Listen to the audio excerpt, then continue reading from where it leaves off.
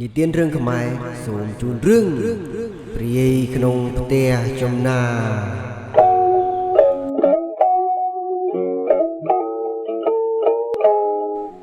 ផ្ទៃមេឃអ៊ូអាប់លាយឡំទៅដោយដុំពពកខ្មុះខ្មាញ់ជាមួយនឹងខ្យល់បោកបក់មកជាខ្លាំងបាននាំទឹកភ្លៀងពីវាលអាកាសចាមកឲ្យធ្លាក់មកលើដីសំឡេងទឹកភ្លៀងនិងផ្គររន្ទះបានគ្របដណ្ដប់ពាសពេញផ្ទៃមេឃចំនួនទឹកភ្លៀងដែលបានធ្លាក់មកពីលើមេឃបានជន់លិចអស់ផ្លូវដែលគេធ្វើដំណើរនៅក្នុងភូមិដំណក់ទឹកភ្លៀងដែលធ្លាក់មកមិនដាច់គ្នាបានធ្វើឲ្យយើងដឹងថារដូវវស្សាបានឈានមកដល់ហើយនៅតាមវាលស្រែរបស់អ្នកភូមិដែលជាប់នៅតាមដងផ្លូវលំគេតែងតែឮសំឡេងកង្កែបហ៊ីងយំទ្រហឹងមិនដាក់គ្នាពាសពេញវាលស្រែនៅពេលដែលភ្លៀងធ្លាក់មកជំនោរខ្យល់ត្រជាក់នៃរដូវវស្សាបានធ្លាក់មករំភើយនៅលើក្បាលពូសុកមានពាក់អំពូលពិលកែវជោតមួយជាប់នៅលើក្បាលកំពុងតែដើរឆ្លុះបញ្ចាំងរកមើលកង្កែបពេលភ្លៀងធ្លាក់មកកង្កែបហ៊ីងយំច្រើនខ្លាំងណាស់ប៉ុន្តែពូសុកហាក់បីដូចជាមិនជួបប្រទះមួយសោះពូសុកដើរបណ្ដើររួចរអ៊ូតែម្នាក់ឯងបណ្ដើរយីវ៉ៃខំដើរពីដើមភូមិរហូតមកដល់ចុងភូមិទៅហើយមិនចាប់បានកង្កែបអីម៉ាក់មួយហើយចុះថ្ងៃនេះកង្កែបវានាំគ្នាទៅណាអស់មេឃភ្លៀងចង់បាក់មេឃទៅហើយកង្កែបយំឲ្យទ្រហឹងពាសពេញស្រែប៉ុន្តែមិនឃើញចេញមកមួយសោះសង្ស័យតែភ្លៀងខ្លាំងពេកហើយបានវាមិនព្រមចេញមកព្រោះវាខ្លាចរន្ទះបាញ់ទេដឹងថាហើយពូសុកក៏ដើរចេញពីកន្លែងនោះហើយបន្តរកមើលចាប់កង្កែបបន្តទៀតដើរបានបន្តិចពូសុកក៏បានឃើញភ្លើងមួយដែលនៅរៀងឆ្ងាយពីគាត់ហើយភ្លើងនោះក៏ហោះចេញពីដុបកំពតខាងមុខទៅរលត់បាត់នៅក្នុងផ្ទះចំណាស់មួយផ្ទះនោះត្រូវបានគេទុកចោលរាប់សិបឆ្នាំអត់មានអ្នកណានៅទេមើលចុះជុំវិញផ្ទះនោះមានសុទ្ធតែស្មៅដុះសពទ្រប់និងគ្របដណ្ដប់ទៅដោយដុបស្បូវឃ្លាំងនិងស្មៅជាច្រើនចម្រុះគ្នាដែលដុះគ្រប់ទីកន្លែងនៅក្នុងបរិវេណដីនេះមិនមាននរណាមកសម្អាតនៅក្នុងទីធ្លាដីនេះនោះឡើយរីឯនៅក្នុងផ្ទះនោះវិញគឺងងឹតសឹងតែ24ម៉ោងលើ24ម៉ោងទៅហើយយូរទើបឃើញអ្នកភូមិដែលមានស្រែចម្ការជាប់ដីផ្ទះនោះមកសម្អាតម្ដងយើពួកមីអាមនុស្សអត់មានកន្លែងទីពឹងនេះអញ្ចឹងតើបានឯងបាត់កង្កែបអស់រលីងតាមពិតវាមកលួចស៊ីមុនឯងទៀតយើសំណាងហើយចេះរត់ទៅមុនទាន់កុំអីដឹងតែស៊ីថ្មងរបស់អញហើយផ្ញើទុកសិនចុះនិយាយរួចហើយពូសុកក៏ដើរចេញពីកន្លែងនោះទៅពូសុកជាមនុស្សម្នាក់មិនខ្លាចខ្មោចព្រាយបិសាចអ្វីនោះឡើយហើយគាត់ពីមុនក៏ធ្លាប់ធ្វើជាអាចារ្យវត្តម្នាក់ដែរហើយគាត់ក៏ជួបប្រទះសពគ្រប់អស់ខ្មោចព្រាយបិសាចនិងអមនុស្សនានាដោយបានឮសម្ដីរបស់ពូសុកជេរតេះដៀលជំរិញឌៀមដាមច្រើនដងពេកពន្លឺពណ៌ក្រហមក៏លេចចេញពីក្នុងផ្ទះនោះមកភ្លឺភ្លឹបភ្លែតដូចជាមានកំហឹងអ្វីមួយកំពុងតែដុតរោលពិតមែនហើយអមនុស្សដែលកំពុងតែនៅក្នុងផ្ទះទុកចោលនោះវាកំពុងតែមានកំហឹងនឹងពូសុកជាខ្លាំងដោយសារតែពូសុកជេរតេះដៀលនិងឌៀមដាមដល់ពួកវាខ្លាំងពេកទើបធ្វើឲ្យអមនុស្សទាំងអស់នៅក្នុងផ្ទះទុកចោលនោះខឹងសម្បាជាខ្លាំងអមនុស្សដែលនៅក្នុងផ្ទះនោះមិនអាចចេញមកធ្វើអីពូសុកបានឡើយដោយសារថ្ងៃនេះមិនមែនជាថ្ងៃសិលអញ្ចឹងហើយរិទ្ធអំណាចរបស់ពួកវាក៏ខ្សត់ខ្សោយដែរពេលនោះពួកវាអាចធ្វើបានតែមានភ្លើងពណ៌ក្រហមលេចចេញមកក្រៅផ្ទះភ្លឹបភ្លែតម្ដងតូចម្ដងធំពាសពេញតែក្នុងផ្ទះព្រឹកឡើងពន្លឺព្រះអាទិត្យក៏បញ្ចេញរស្មីពណ៌មាសមកពីទិសខាងកើតពូសុកងើបមុជទឹកលុបលាងខ្លួននិងរៀបចំខ្លួនប្រាណដើម្បីទៅធ្វើការជាសន្តិសុខរបស់គាត់យាមកាមនៅខាងមុខធនាគារដូចសពមួយដង ម៉ោង11ថ្ងៃត្រង់ល្មមគឺដល់ពេលវេលាសម្រាប់ហូបបាយពេលថ្ងៃត្រង់នាយសលជាអ្នកធ្វើការជាសន្តិសុខដោយពូសុកដែរបានដើរមកភ្ជាប់ជាមួយដៃកាន់ស្រាក់បាយតម្រង់មកកន្លែងពូសុករួចនិយាយឡើងថាពូសុកណែពូឯងហូបបាយថ្ងៃត្រង់នៅពូអសលហែងទៅណាមកណាដែរដៃមានកាន់ស្រាក់ផងនៅទីកំពុងតែរៀបចំហូបណែអញ្ចឹងហូបបាយជាមួយគ្នាហ្មងទៅបាទពូខ្ញុំក៏គិតអញ្ចឹងដែររាល់ថ្ងៃហូបបាយតែម្នាក់ឯងដូចអត់ឆ្ងាញ់សោះពូអត់មានគ្នាជជែកលេងបានហូបបាយជាមួយពូគ្រាន់ជជែកគ្នាលេងខ្លះនិយាយអញ្ចឹងពូយប់មិញភ្លៀងខ្លាំងណាស់ខ្ញុំឮកង្កែបយំឲ្យពេញតែស្រែយប់មិញខ្ញុំថាទៅបបួលពូចេញទៅរកចាប់កង្កែបប៉ុន្តែដោយសារអស់កម្លាំងពេកហើយអត់ស្រួលខ្លួនផងខ្ញុំក៏សម្រាកទៅណែនិយាយអញ្ចឹងយប់នេះពូទំនេរអត់ខ្ញុំចង់បបួលពូចេញទៅរកកង្កែបម្ដងព្រោះថាឮក្មេងៗវាចាប់បានកង្កែបធំណាស់ពូសុកបានស្ដាប់នាយសលនិយាយរួចហើយក៏បានគិតមួយសន្ទុះគាត់បានគិតថាភ្លើងដែលគាត់ឃើញកាលពីយប់មិញជាភ្លើងរបស់ព្រាយឬក៏ជាភ្លើងរបស់ក្មេងៗដែលមកចាប់កង្កែបមុនគាត់ប៉ុន្តែគាត់ហាក់ប្រកាសនៅក្នុងចិត្តថាភ្លើងដែលគាត់ឃើញនៅក្នុងផ្ទះចាស់ភ្លឺភ្លឹបភ្លេតនោះជាភ្លើងរបស់ព្រាយពិតប្រាកដមែនរួចគាត់ក៏បានគិតទៀតថានៅពេលដែលគាត់ជេរតេះដៀលព្រាយនោះធ្វើឲ្យវាខឹងជាខ្លាំងហើយខ្លាចវាមកសងសឹកនឹងខ្លួនវិញពូសុកក៏បាននិយាយមកកាន់នាយសលថាយប់មិញអញទៅចាប់កង្កែបធំខ្លាំងណាស់យីភ្លៀងកាន់តែខ្លាំងកង្កែបចេញពេញទៅវាលស្រែអញចាប់ម្នាក់ឯងចាប់មិនអស់ទេស្ដាយណាស់ពូដោយសារយប់មិញខ្ញុំអត់ស្រួលខ្លួនទេកុំអីខ្ញុំទៅបបួលពូទៅចាប់កង្កែបទាំងយប់ហើយបើចង់ទៅចាប់កង្កែបធំហែងមកផ្ទះអញមកចាំអញជូនទៅចាប់អញដឹងកន្លែងដែលសម្បូរកង្កែបធំណាស់ហេបាទពូថាហើយពូសុកក៏បានគិតថាយប់នេះគាត់បានគ្នាពីរនាក់នាយសលមិនសូវជាខ្លាចព្រាយនោះប៉ុន្មាននោះទេព្រោះគាត់ក៏ញញើតនឹងព្រាយដែលនៅក្នុងផ្ទះចំណាស់នោះដែរបាននាយសលទៅជាមួយគ្នាគ្រាន់បានគ្នាពីរនាក់ល្អគ្រាន់បើជាងគាត់នៅម្នាក់ឯងមិនយូរប៉ុន្មានពេលវេលាល្ងាចក៏ឈានមកដល់ជាពេលវេលាព្រះសូរិយារារះរៀបនឹងអស្ដងគត់ទៅហើយសំឡេងផ្គរលាន់បានបន្លឺឡើងពីទិសខាងកើតមកលាន់ឮខ្ទោខ្ទាតដល់ទិសខាងលិចសំឡេងផ្គរលាន់ក្រឹមពាសពេញផ្ទៃមេឃមិនប៉ុន្មាននាទីដំណក់ទឹកភ្លៀងក៏ធ្លាក់មកស្រោចសពអស់ពាសពេញដីនាយសលធាក់កងកាត់ទឹកភ្លៀងសំដៅមកកាន់ផ្ទះរបស់ពូសុកពេលដែលគេជិះកង់ចិត្តដល់ផ្ទះចំណាស់នោះក៏ស្រាប់តែគេបានឃើញភ្លើងពណ៌ក្រហមមួយហោះចេញពីក្នុងផ្ទះចាស់មករលត់នៅក្នុងវាលស្រែជម្រៅមួយរបស់អ្នកភូមិដែលនៅខាងមុខផ្ទះនោះនាយសលធាក់កង់បណ្ដើរភ្នែករំពៃមើលទៅភ្លើងដែលរលត់នៅក្នុងវាលស្រែបណ្ដើរស្រាប់មិនបានមើលទៅដុំថ្មដែលនៅខាងមុខរួចក៏ជិះកង់ទៅបុកដុំថ្មប្រកាច់ប្រកិនតាឯងដាច់មុខដាច់មាត់រីឯផ្ទៃមុខប្រឡាក់សុទ្ធតែឈាមនាយសលបានងើបឡើងរួចសម្លឹងទៅមើលកង់របស់គេក៏បានឃើញថាកង់របស់គេបានធ្លាក់ចូលទៅក្នុងដុបនៅក្បែរចិញ្ចើមផ្លូវនាយនេះជិះកង់បណ្ដើររួចរអ៊ូបណ្ដើរយីអាដុំថ្មនេះ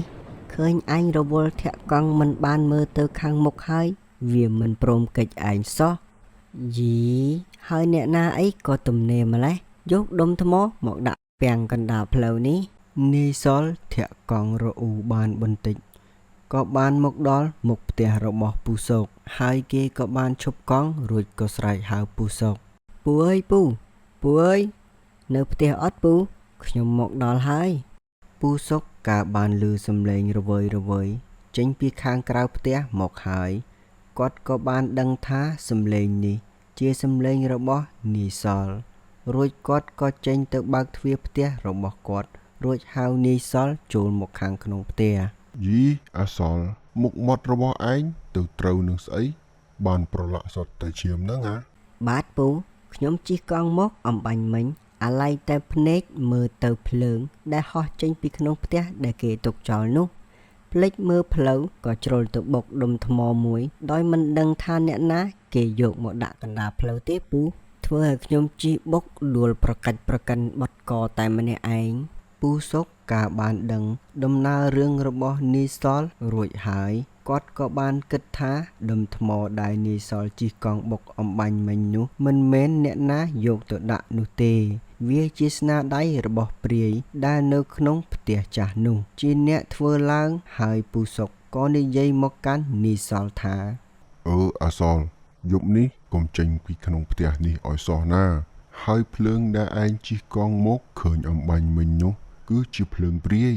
ហើយយប់នេះប្រហែលជាវាមកលងយើងហើយព្រោះតែយប់មិញអញទៅចាប់កង្កែបទៅដល់មុខផ្ទះវាហើយឃើញវាស៊ីកង្កែបអស់ទើបអញជេរតេះដៀលវា2 3ម៉ាត់ដែរនាយសលមិនសូវជឿជឿលើពាក្យសម្ដីរបស់ពូសុកប៉ុន្មាននោះទេព្រោះតែខ្លួនមិនបានធ្លាប់ឃើញព្រៃពីមុនមកសោះរួចគេក៏បានគិតថាពូសុកកុហកខ្លួនព្រោះមិនចង់ឲ្យគេដឹងកន្លែងដែលមានកង្កែបធំធំមិនយូរប៉ុន្មានបន្ទោទឹកភ្លៀងក៏បានធ្លាក់មកខ្លាំងទៅលាយឡំជាមួយខ្យល់បោកបក់មកយ៉ាងខ្លាំងហើយរង្គើអស់ផ្ទះពូសុកក៏ងើបទៅបិទបង្អួចផ្ទះគាត់កុំឲ្យភ្លៀងសាចចូលនាយសលក៏បានឮសំឡេងកង្កែបយំអូបជុំវិញផ្ទះរបស់ពូសុកនាយនេះក៏បានគិតថាតាមពិតទៅកង្កែបធំគឺនៅក្បែរផ្ទះរបស់ពូសុកសោះអញ្ចឹងតើបានពូសុកមិនឲ្យខ្លួនចេញទៅណាក្រៅពីក្នុងផ្ទះនាយសលក៏បានងើបទៅបើកទ្វារផ្ទះរបស់ពូសុករួចចេញមកខាងក្រៅក៏ស្រាប់តែបានឃើញសុទ្ធតែកង្កែបធំ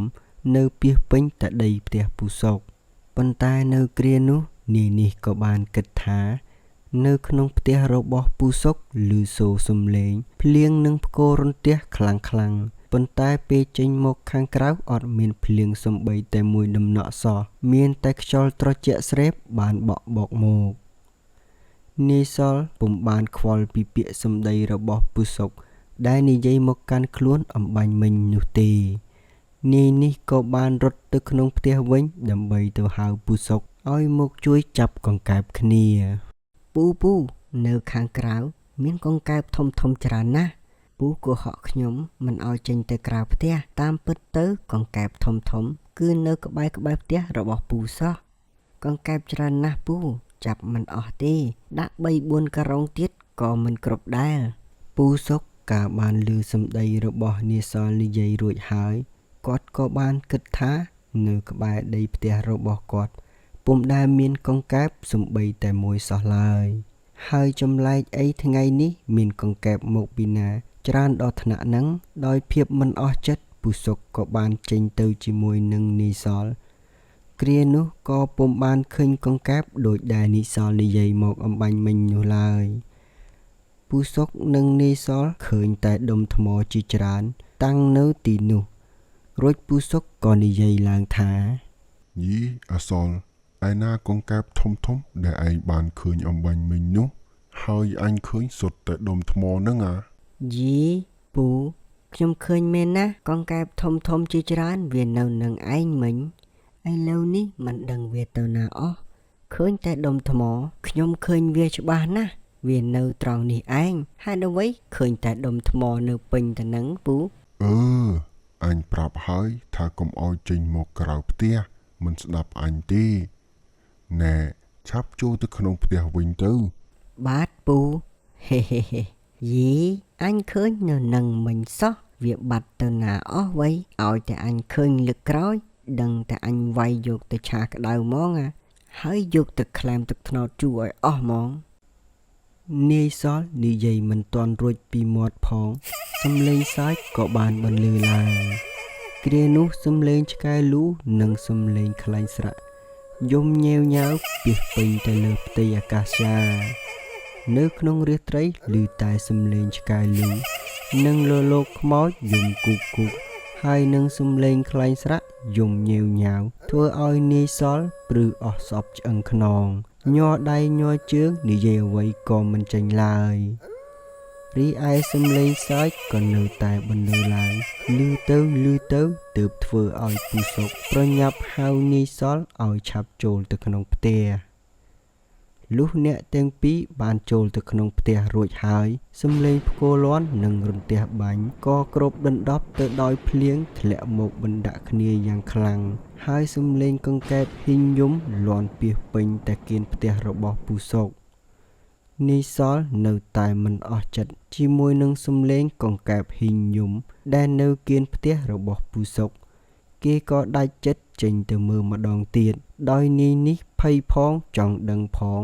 រួចក៏ងើបទៅបើកទ្វារផ្ទះរបស់ពូសុកដើម្បីអើតមើលទៅខាងក្រៅផ្ទះរំពេចនោះក៏ស្រាប់តែឃើញព្រាយមួយដែលមានតែមួយកំណាត់ខ្លួនហើយក្បាលរបស់វាក៏មានតែមួយចំហៀងដែរនាយសល់កាលបានឃើញនាងព្រាយនោះហើយក៏បាត់បង់ស្មារតីរួចដួលសន្លប់បាត់មាត់ឈឹងរីឯពូសុកកាលបានឃើញបែបនោះហើយក៏រត់ចេញមកខាងក្រៅផ្ទះរួចយកកាំបិតផ្គាក់មកសូត្របាលីហើយគប់សម្ដៅទៅលើព្រាយនោះពេលដែលកាំបិតរបស់ពូសុកហោះជិតដល់ព្រាយនោះហើយព្រាយនោះហាក់បីដូចជាចាញ់បាលីពូសុកដែលបានសូត្រដាក់លើកាំបិតផ្គាក់ហើយគប់សម្ដៅទៅព្រាយនោះហើយព្រាយនោះក៏រលាយបាត់ខ្លួនពីទីនោះទៅហើយសំឡេងទាំងអស់ក៏រលត់បាត់ទៅវិញម្ដងមួយវេលាព្រឹកឡើងសាជាថ្មីនាយសល់និងពូសុកក៏ពិភាក្សាគ្នាដោយនាយសល់បានបបួលពូសុកនាំគ្នាទៅដុតផ្ទះចាស់របស់ព្រាយនោះចោលតែម្ដងកុំឲ្យព្រាយនោះចេះតែដើរអុកឡុកគេតទៅទៀតណែពូយប់មិញខ្ញុំឃើញវាមានតែមួយកំណាត់ខ្លួនទេហើយក្បាលរបស់វាក៏មានតែមួយចំហៀងដែរពូណែខ្ញុំគិតថាចង់បបួលពូទៅដុតផ្ទះវាចោលកុំឲ្យវាចេញមកអុកឡុកគេឯងអ្នកភូមិតទៅទៀតពូតើពូយល់យ៉ាងណាដែរអញក៏ចង់បបួលហែងទៅដុតផ្ទះវាចោលដែរព្រាយនេះទុកយូរមិនបានទេកុំឲ្យវាដើរមករំខានអ្នកភូមិឲ្យរស់នៅមិនបានសុខតទៅទៀតបើមិនឆាប់ដុតផ្ទះរបស់វាទេសំបីតាឯងនិងអញក៏រស់នៅមិនបានសុខដូចតែគ្នានឹងមិនយូរប៉ុន្មានពូសុកនិងនាយសល់ក៏បាននាំគ្នាទៅដល់ផ្ទះចាស់នោះរួចក៏នាំគ្នាដុតផ្ទះព្រាយនោះកំទេចចោលបន្ទាប់ពីអ្នកទាំងពីរបានដុតផ្ទះរបស់ព្រាយនោះចោលហើយព្រាយនោះក៏មិនដឹងរសាត់អណ្ដែតទៅដល់ណាទេហើយពូសុកនិងនាយសល់ក៏មិនដែលបានឃើញព្រាយនោះតទៅទៀតដែរ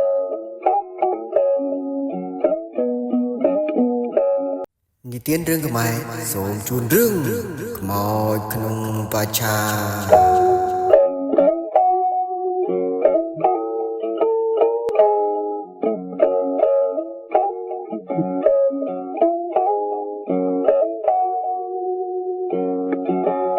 នៅក្នុងវត្តនីមួយៗតែងតែមានបច្ឆាទុកសម្រាប់បូជាសពមនុស្សប្រុសស្រីក្មេងចាស់ដែលផុតដង្ហើមពីលើលោកនេះទៅពោលបច្ឆានីមួយៗគេតែងតែមានដំណំនឹងមិនអោយសាងសង់បច្ឆានោះបែរមុខមករកផ្លូវថ្នល់នោះទេនាទៀតសោតបច្ឆានីមួយៗគេតែងតែសាងសង់នៅខាងក្រោយវត្តហើយខ្លះទៀតក៏សាងសង់នៅគៀនរបងវត្តផងដែរបើកាលណាបច្ឆានោះគេសាងសង់បែរមុខមករកថ្នល់ហើយនោះចាស់ពីដើមតែងតែពោលថារមែងតែងតែមានជើងកប់ដែលចាំទាញឲ្យមានគ្រោះថ្នាក់កើតឡើងនៅខាងមុខបច្ឆានោះជាក់ជាមិនខានម្ល៉េះហើយវត្តនីមួយតែងតែឃើញបច្ឆាគេសាងសង់នៅខាងក្រោយវត្តប៉ុន្តែក៏មានវត្តមួយដែលស្ថិតនៅក្នុងខេត្តបន្ទាយមានជ័យបានសាងសង់បច្ឆាមួយបែរមុខមករកថ្នល់ផងដែរគ្រប់អ្នកភូមិដែលនៅទីនោះពេលធ្វើដំណើរនាពេលយប់ស្ងាត់កាត់កន្លែងបច្ឆានោះតែងតែនាំគ្នាមើលទៅបច្ឆានោះគ្រប់គ្នា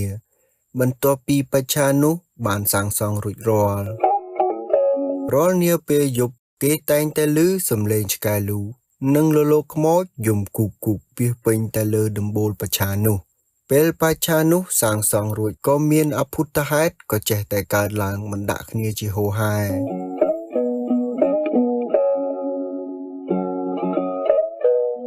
ហើយក៏មិនយូរប៉ុន្មានក៏មានឡានអ្នករត់តាក់ស៊ីមួយជួបគ្រោះថ្នាក់ចរាចរណ៍នៅខាងមុខបច្ឆានោះផងដែររីឯអ្នករត់តាក់ស៊ីនោះក៏បានស្លាប់បាត់បង់ជីវិតទៅហើយអ្នកភូមិក៏នាំគ្នាយកសពអ្នករត់តាក់ស៊ីនោះទៅបូជានៅក្នុងបច្ឆានោះទៅ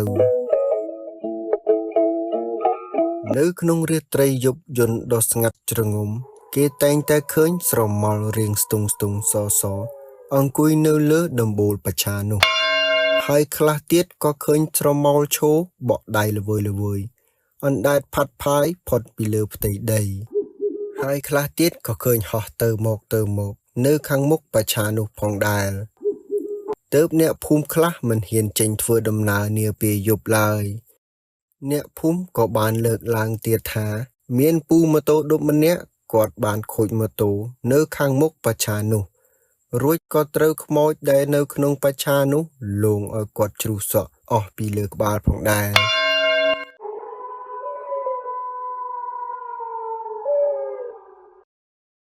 យប់យន្តទន់ត្រជាក់ខ្យល់ជំនោរសន្សើមធ្លាក់មកផាត់ផាយត្រជាក់សពអស់ឆ្អឹងខ្នងនៅក្រោមស្បៃរាត្រីដ៏ធំក៏មានខ្ទមកំសត់មួយជញ្ជាំងនឹងដំបូលប្រក់ទៅដោយស្លឹកត្នោតដែលសាងសង់នៅចំកណ្ដាលទីវាលដាច់ស្រយាលដោយឡែកពីគេមើលទៅវាលលំហដ៏ធំធេងដាច់កន្ទុយភ្នែកមានតែខ្ទមកំសត់មួយដែលឈរទ្រឹងនៅតែឯងឯកាហើយក៏លេចឮសំឡេងជជែកគ្នារញ៉េរញ៉ៃដូចជាចាបចូលសម្បុកមិនឮឡើងចេញពីក្នុងខ្ទមកំសត់នោះមកយប់ហើយអញអត់ទៅទេឲ្យអាប៉ុញវាទៅអញអត់ទៅទេយីឪខ្ញុំមិនទៅទេខ្ញុំខ្លាចខ្មោចណាស់ឪទៅឪវាឯងទើបស្គាល់ផ្ទះពេទ្យឲ្យកូនយើងអាប៉ុញវាទៅវាមិនស្គាល់ទេហើយអញថាហើយអត់ជឿអញទេអញថាកុំអោយស៊ីមកជូរច្រើនពេកមិនព្រមស្ដាប់អញឡើយឥឡូវឃើញអត់ពិបាកអាណាពិបាកតែអញនឹងហើយខ្ពប់ខ្ប៉ុញស៊ីឆ្អែតហើយមកពិបាកតែអាខ្ពឿននឹងអញអើយអញបើឪឯងមិនឆាប់ទៅទេម៉ែជឿពោះស្លាប់ឥឡូវហើយឪអើយនៅក្នុងរាត្រីខែភ្លឺនៃរដូវប្រាំងមិនយូរប៉ុន្មានពូពឿនគាត់ក៏ទាញកង់កញ្ចាស់របស់គាត់ដែលផ្អែកជាប់ទៅនឹងជញ្ជាំងរបស់ខ្ទមកំសត់គាត់រួចក៏ជិះចេញទៅយប់ស្ងាត់ម៉ោងប៉ុន្មានជាង11ទៅហើយនៅតាមដងផ្លូវស្ងាត់ជ្រងំឮតែសំឡេងលលោកខ្មោចយំគូកសំឡេងកង្កែបហ៊ីងយំង៉ែតង៉តហែហមនៅតាមចិញ្ចើមផ្លូវលំនៅតាមដងផ្លូវនេះគេបានឃើញកង់របស់ពូពឿនដែលជិះយ៉ាងលឿននៅតាមផ្លូវលំមួយសម្ដៅចេញពីភូមិមួយចូលទៅដល់ភូមិផ្សេងមួយទៀតនៅតាមបណ្ដោយផ្លូវលំគេរមែងរំពៃឃើញថាមានព្រៃដុះសពទ្រប់សងខាងផ្លូវជិះយូរក៏បានឃើញខ្ទមរបស់អ្នកភូមិដែលសាងសង់រស់នៅមួយពូពឿនធាក់កង់របស់គាត់បណ្ដាលរួចរអ៊ូតែម្នាក់ឯងបណ្ដាលមើលទៅហាក់បីដូចជាមិនសប្បាយនៅក្នុងចិត្តសោះហើយខ្ពប់បានស៊ីបានចុកហើយនៅពិបាកដល់អញទៀតហើយអាស្ងាត់ក៏ស្ងាត់អាខ្យល់ក៏ត្រជាក់អាឆ្កែក៏វាមកតាមលូឯងទៀតយីពួកអស់នេះវើយរកស៊ីយូរហើយធ្វើស្រែក៏យូរដែរហើយតែគ្មានសល់អីសោះជិះតែកង់កញ្ចាស់ឡើងសឹកគូតខោអស់ទៅហើយ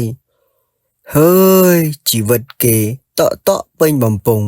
តែជីវិតឯងវិញតក់ចាយខ្ទេចអាចាយក៏អស់អាមិនចាយក៏អស់ដែរអាពេលបានលុយពីធ្វើស្រែធ្វើស្រូវមិនបានទាន់ដល់ខែផងអស់ខ្ទេចបាត់ទៅហើយ មានតែចម្ពាក់គេថែមហើមិនដឹងជាជីវិតអាចគោស្អីទេមួយសន្ទុះក្រោយមកខ្យល់ត្រជាក់ក៏បានធ្លាក់មក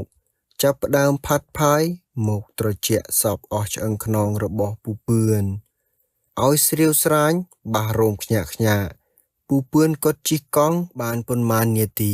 គាត់ក៏មានអារម្មណ៍ថាកង់របស់គាត់ហាក់បីដូចជាតឹងធាក់លេងចង់ទៅមុខគាត់ខំប្រឹងធាក់បែកញើសប៉ុនក្រពោតប៉ុន្តែកង់របស់គាត់មានអារម្មណ៍ថាដូចជាទៅមុខមួយគឺដូចជាកំពុងតែអូសឡានមួយនៅពីក្រោយអញ្ចឹងដល់ពេលគាត់ឈប់កង់ហើយក្រឡេកមើលទៅខាងក្រោយគាត់បានឃើញថាកង់របស់គាត់បានអូសគល់ដើមត្នោតធំមួយនៅពីខាងក្រោយ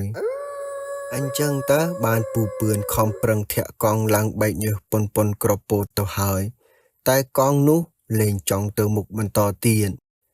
ដោយគាត់មិនដឹងថាគាត់ជិះអូសគល់ដើមត្នោតធំមួយនោះមកតាំងពីពេលណានោះទេកំពុងតែសិញ្ជឹកសិញ្ជឹងគិតអស់មួយសន្ទុះគាត់ក៏ក្រឡេកមកខាងមុខវិញគ្រានោះគាត់ក៏ភ្ញាក់ខ្លួនថាគាត់កំពុងតែឈរនៅខាងមុខបច្ឆាដែលទើបនឹងសាងសង់ថ្មីរំពេចនោះសំលេងឆ្កែលូក៏បានបន្លឺឡើងសំលេងខ្លែងស្រៈយំញែវញ៉ាវឆាបចុះឆាបឡើងពាសពេញទៅលើដំបូលបច្ឆាដោយនៅក្នុងចិត្តពូពឿនមានអារម្មណ៍ដូចជាមិនស្រូវស្រួលក៏ប្រញាប់បែរកង់ធាក់មកផ្ទះវិញយ៉ាងលឿនគ្រានោះក៏មានសំឡេងមួយបានបន្លឺឡើងហៅពូពឿនពីក្រោយឲ្យឈប់សិនជើងរបស់ពូពឿនខំធាក់កង់ឡើងញាប់ឆ្អេរដូចជាម៉ាស៊ីនដេរទៅហើយប៉ុន្តែកង់របស់គាត់ហាក់បីដូចជាអត់ទៅមុខសោះទោះគាត់ខំប្រឹងធាក់កង់យ៉ាងណាក៏កង់របស់គាត់មិនរង្គិលទៅមុខដែរសំណួរសួរថាតើឲ្យកង់របស់គាត់ទៅមុខដោយរបៀបណាអ្វីបើខ្មោចបានចាប់លើកកង់របស់គាត់ផុតពីដីបាត់ទៅហើយនឹងខ្មោចដែលមានមុខមាត់រលេះរលួយនិងដងខ្លួនប្រឡាក់សុទ្ធតែឈាមជោកជាំពាសពេញដងខ្លួនកែវភ្នែកធំលៀនប៉ុនពងមាន់ក៏បានចាប់កង់របស់ពូពឿនលើកផុតពីលើដីរួចក៏និយាយមកកាន់គាត់ថាឈប់សិនថាឲ្យឈប់សិនពូទៅណាមកណាដែរសុំទៅផងបានទេនៅទីនេះអបសុកណាស់មានតែឯងខ្លាចខ្មោចខ្លាំងណាស់អត់មានអ្នកនិយាយគ្នាលេងទេពូអាចនៅកំដរខ្ញុំនិយាយគ្នាលេងបានទេពូពឿនភ័យញ័រមាត់ចិញ្ច្រប់ជាខ្លាំងបន្ទាប់ពីគាត់ចូលទៅក្នុងអារម្មណ៍អន្លង់អន្លោចជាមួយនឹងអារម្មណ៍ខ្មោចលងរួចហើយគាត់ក៏ភ្ញាក់ខ្លួនព្រឺតដោយគាត់បានភ្ញាក់ខ្លួនដឹងថាគាត់កំពុងតែនៅលើចុងដើមត្នោតដែលនៅមិនឆ្ងាយពីទីកន្លែងបច្ឆានោះប៉ុន្មាននោះទេដោយមីងប៉ុបនិងនីប៉ុយដែលត្រូវជាកូននិងប្រពន្ធរបស់ពូពឿនបាត់ដំណឹងពូពឿនយូរពេកក៏ដាច់ចិត្តនាំកូនមកតាមពូពឿនយប់ស្ងាត់ម៉ោងប៉ុន្មានជាង1រំលងអធ្រាត្រទៅហើយនៅតាមដងផ្លូវស្ងាត់ជ្រងំឮតែសំឡេងចង្រិតយំនិងសំឡេងកង្កែបយំហែបហប់នៅតាមដងផ្លូវជាហូរហែក្រោមពន្លឺរស្មីព្រះច័ន្ទមូលក្រឡង់ក្នុងខែពេញបរមីរស្មីព្រះច័ន្ទពេញវងដែលបំភ្លឺពីវាលអាកាសចាមកឲ្យបំភ្លឺស្រាងមកលើភពផែនដីលុះមីងប៉ាប់និងនីប៉ុញក៏បានដើរជិតដល់មុខបច្ឆាគ្រានោះនីប៉ុញក៏បានឃើញពូពឿនដែលកំពុងតែឈរនៅគៀនកង់របស់គាត់នៅខាងមុខបច្ឆានោះរួចក៏និយាយឡើងថាម៉ែនោះពុកគាត់នៅធ្វើអីនៅហ្នឹងម៉ែយីអត្តបៈកញ្ចាស់នេះឲ្យទៅរកពេទ្យបែរជាមកឈរនៅនេះទៅវិញចាំមើលទៅដល់ផ្ទះវិញដឹងតែស៊ីដំបងហើយយីអាកញ្ចាស់នេះ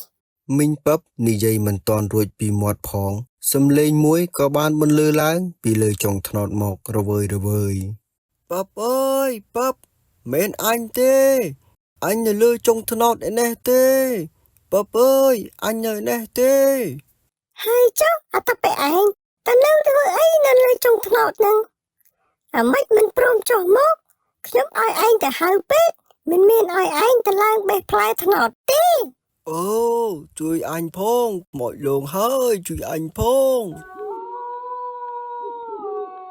លងលុះពូពឿនក៏បានចុះពីលើចុងត្នោតមករីឯមីងប៉ឹបនិងនាយប៉ុញក៏បានក្រឡេកទៅមើលខាងមុខបច្ឆាក៏ស្រាប់តែលេចចេញខ្មោចមនុស្សប្រុសម្នាក់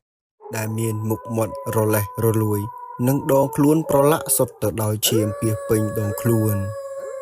ហោះអណ្ដែតផាត់ផាយផុតពីលើផ្ទៃដីទៅមកនៅខាងមុខបច្ឆានោះ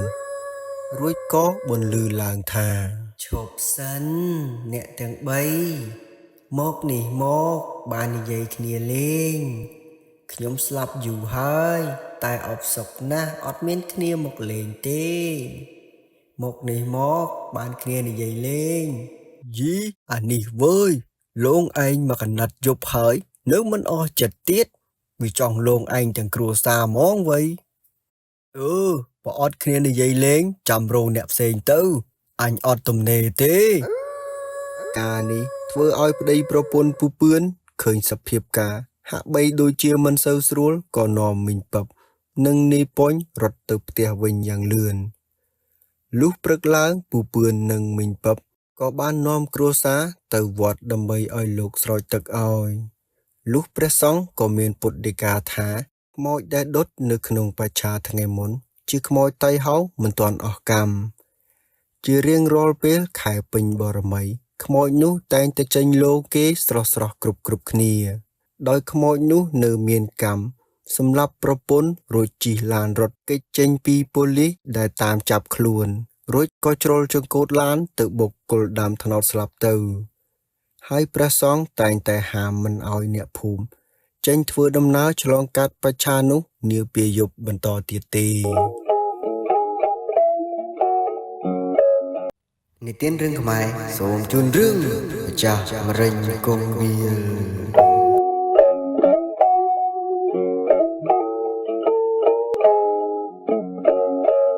សំឡេងឆ្កែលូនៅវេលាល្ងាចឈានចូលទៅក្នុងរាត្រីកាលបន្លឺចេញពីតាមដងផ្លូវដែលនៅក្នុងភូមិសំឡេងឆ្កែលូដែលជួបជុំគ្នានៅតាមមុខផ្ទះរបស់អ្នកភូមិលូពីដើមភូមិរហូតទៅដល់ចុងភូមិនៅកណ្ដាលវាលអាកាសាដ៏ធំល្វឹងល្វើយក្រោមពន្លឺព្រះច័ន្ទនាពេលរាត្រីនៅក្នុងរាត្រីក្រោមដើមអំពិលធំមួយដែលដុះនៅខាងមុខខ្ទមប្រក់ស្បូវផ្ទាល់ដីមួយដើមអំពិលធំមួយដែលមានមែកធំត្រឈឹងត្រឈៃហើយក៏មានផ្ទះមរិញកងវាលមួយដែលពូបានធ្វើទុកក្រាន់ការពារខ្ទមរបស់គាត់ពីអមនុស្សទាំងឡាយដែលមានចិត្តប៉ុនប៉ងធ្វើបាបបុកលើក្រុមគ្រួសាររបស់គាត់ផ្ទៃមេឃកាន់តែងងឹតទើបពូបានឲ្យកូនប្រុសរបស់គាត់ដើរចូលទៅក្នុងខ្ទមហើយរួចយកស្ករគ្រាប់មកដាក់នៅក្នុងផ្ទះមរិញកងវាលដើម្បីឲ្យជួយមើលថែរក្សាខ្ទមរបស់គាត់នាពេលដែលគាត់មិននៅរួចពូបានក៏បាននិយាយមកកាន់កូនគាត់ថាស៊ូយ៉ាឆាប់ចូលទៅដេកទៅកូនស្អែកនេះយើងត្រូវប្រញាប់ងើបពីព្រលឹមផងដើម្បីចូលព្រៃណាកូនបាទឪហើយយើងចូលព្រៃលើកនេះប៉ុន្មានថ្ងៃដែរឪស្រួលខ្ញុំរៀបចំឲ្យវ៉ាន់ទុកឲ្យហើយអូមិនបាច់រៀបចំច្រើនទេកូនមិនបានចូលទៅក្នុងព្រៃជ្រៅទេយើងរកឃ្មុំនិងសត្វព្រៃដែលនៅជាប់ជីព្រៃនឹងហើយល្អហើយឪខ្ញុំកំពុងតែខ្លាចផងចូលព្រៃសាមុនឪចូលព្រៃជ្រៅពេកខ្ញុំខ្លាចសង្លិចនោមទៅហើយទៅខ្លាចអីអាលើកមុនមិនមានខ្លាទេកូនជាឆ្មាទេតើកើតជាកូនប្រុសដើមទ្រូង5ហាត់មិនត្រូវខ្លាចទេណាកូនយើងដើរចូលព្រៃសពកន្លែងតែងតែមានឧបសគ្គខ្លះហើយគ្រោះថ្នាក់ក៏វាអាចកើតមានគ្រប់ពេលដែរបាទឪខ្ញុំយល់ហើយនិយាយចប់ស្រេចនីស៊ុយក៏បានចូលទៅក្នុងខ្ទមរបស់គេទៅចំណែកឯពូបាននៅបនស្រន់បួងសួងទៅមរិញគង្វាលឲ្យនៅចាំមើលថែរក្សាខ្ទមរបស់គាត់មុនពេលគាត់ចូលសម្រាកព្រឹកឡើងព្រះសូរិយារះរះបំភ្លឺផែនភស្តុធារស្មីពណ៌មាសជះរំលងភ្នំពន្លឺឡើងពីនាយទិសខាងកើត ពូបានកាន់កំបិតផ្គាក់និងនាយស៊ុយដែលស្ពីបង្វិចដែលមានចំណីអាហារនៅក្នុងនោះនាំគ្នាដើរចេញពីខ្ទមសំដៅចូលទៅក្នុងព្រៃភ្នំលុះអ្នកទាំងពីរឪពុកកូនដើរបណ្ដើររួចក៏ជជែកគ្នាបំបត្តិអបសុកបណ្ដើរ ណែអាស៊ុយចូលព្រៃលើកនេះកុំដើរទៅណាផ្ដេសផ្ដាស់ឲ្យសោះណាប្រយ័ត្នមកវិញផ្លូវវយ បាទឪខ្ញុំមានទៅណាខ្ញុំនៅតែគៀនឪនឹងឯង ពុកគ្រាន់តែប្រាប់ទេតែដើរផ្ដេសផ្ដាស់ប្រយ័ត្នខ្លាស៊ីបាត់ទៅ ឪហើយមុខមាត់ខ្លានឹងយ៉ាងម៉េចដែរឪខ្ញុំមិនដែលឃើញសោះពីមុនមក ពូបានក៏គិតមួយសន្ទុះរួចបន្ទាប់មកគាត់ក៏និយាយមកកាន់កូនប្រុសគាត់ថា មុខមាត់ខ្លានឹងវាដូចតែមុខមាត់ម៉ែរបស់ឯងកាលពីនៅរស់អញ្ចឹង ចំឪម៉ែកាត់ខ្លាពីងកាល់ខ្ញុំមិនដែលដឹងសោះ ម៉ែរបស់ឯងកាលពីនៅរស់កាចដូចខ្លាអញ្ចឹងឲ្យតែពេលពុកមកពីផឹកម្ដងដឹងតែវាយបោចសក់ពុកឲ្យរាល់តែថ្ងៃហ្នឹងអញ្ចឹងហើយបានពុកដាក់ឈ្មោះឲ្យម៉ែឯងថាជាខ្លាហ្នឹងឈប់និយាយច្រើនទៅកូនស្រូតដំណើរទៅមីចិត្តងងឹតហើយ បាទឪ ពូបាននិងកូនគាត់ចេះតែដើរទៅមុខបន្តទៀតឆ្លងកាត់ព្រៃតូចមួយគាត់ដើរបណ្ដើរភ្នែករំពៃមើលទៅលើចុងដើមឈើធំខ្ពស់ក្រែងបានជួបឃ្មុំគាត់ដើរបានមួយសន្ទុះក៏ជួបប្រទះអ្នកយកឃ្មុំម្នាក់ដែលកំពុងតែឡើងយកឃ្មុំនៅលើចុងដើមធ្នង់ធំមួយនាយស៊ុយក៏បានមើលទៅអ្នកដែលកំពុងតែឡើងនៅលើដើមធ្នង់នោះក៏បានឃើញថាអ្នកដែលកំពុងតែឡើងដើមធ្នង់ក៏ស្រាប់តែជ្រុះក្បាលពីលើកធ្លាក់មកលើដីនាយស៊ុយធ្វើមាត់ស្រួចដូចគូតម្ជុលហើយក៏និយាយមកកាន់ពូបានថា ឪពូដែលឡើងលើដើមធ្នង់នោះចេះលេងសៀកទៀតឪ វាមិនដែលឡាអាណាមកលេងស៊ីអីនៅក្នុងព្រៃនេះហាអាណាគេមើលនៅក្នុងព្រៃនេះមានតែដើមឈើធំខ្ពស់ឮតែសំឡេងសត្វយំនឹងមានមនុស្សឯណាគេមកមើលនោះអាស៊ុយ យីឪខ្ញុំនិយាយមែនណាខ្ញុំឃើញគាត់ឡើងសុកស្រាប់តែជ្រុះក្បាលធ្លាក់មកលើដីបាត់ឪ ចំណែកឯឪពុករបស់គេក៏ងាកមកមើលក្រោយក៏បានឃើញថាបរោះដែលកំពុងតែឡើងដើមធ្នង់នោះអត់មានក្បាលនោះទេហើយក៏លាន់មាត់ថា យីអាស៊ុយអត់មានក្បាលមែនវៃមិនមានសៀកទេវើយដើរទៅលឿនទៅមីចិត្តងងឹតហើយ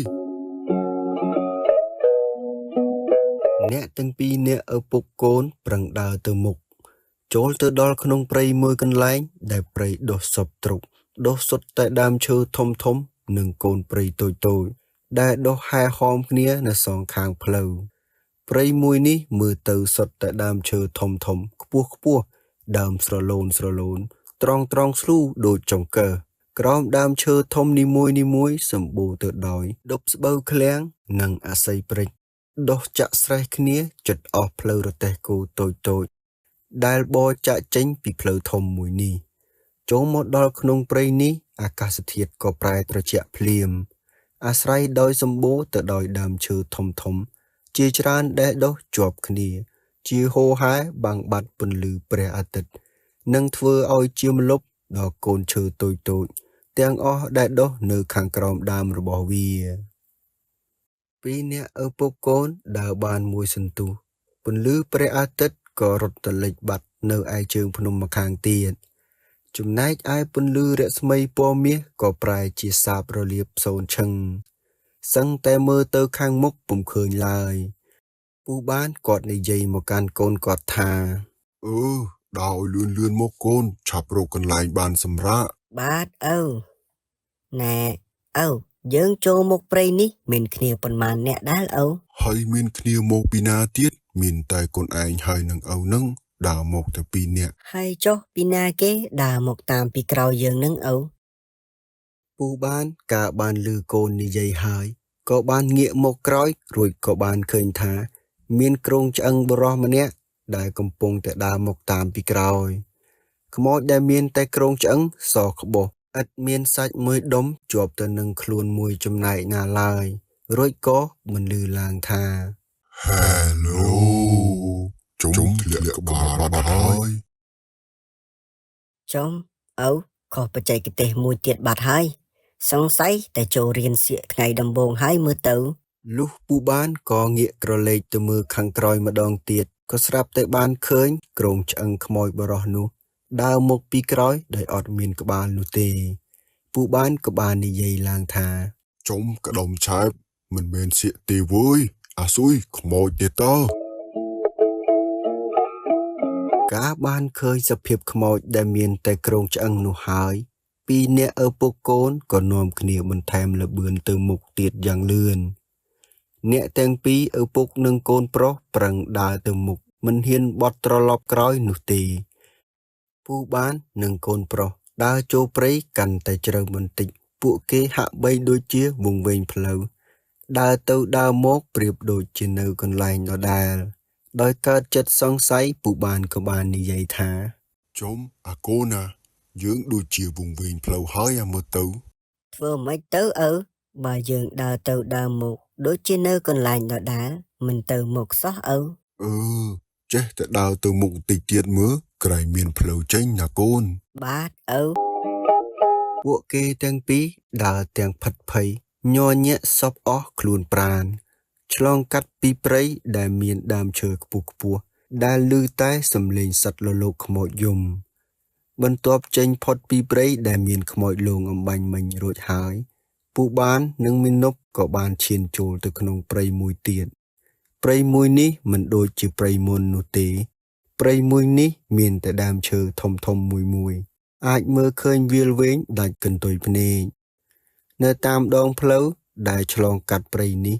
មានតែដប់លពាក់ដុះល្បើហែហោមសងខាងផ្លូវយូរក៏មានដើមឈើធំដុះមួយដែលត្រង់ស្លូដូចជាចង្កឹះអ្នកទាំងពីរដើរបានបន្តិចក៏ជួបបរោះម្នាក់ដែលមានតែខ្លួនប្រាណប្រឡាក់សុទ្ធតែឈាមដើរបញ្ច្រាស់ទិសមកពីខាងមុខពេលដែលបរោះនោះដើរមកកាន់តែជិតនីស៊ុយក៏បាននិយាយឡើងថា ចំឪយើងមិនមែនវង្វេងផ្លូវធម្មតាទេឪលើកនេះប្រហែលជាធ្ងន់កហើយឪអើយ Có kinh chân đa. Mình sâu srul tì côn. Dưỡng trở lọc cõi vinh tư. ពីរនាក់ឪពុកកូនឈោបំរុងនឹងបត់ត្រឡប់ក្បាលមកក្រោយវិញហើយគ្រានោះក៏បានឃើញខ្មោចឆ្អឹងនិងខ្មោចបរោះដែលឡើងដើមធ្នង់ដើរតាមមកពីក្រោយ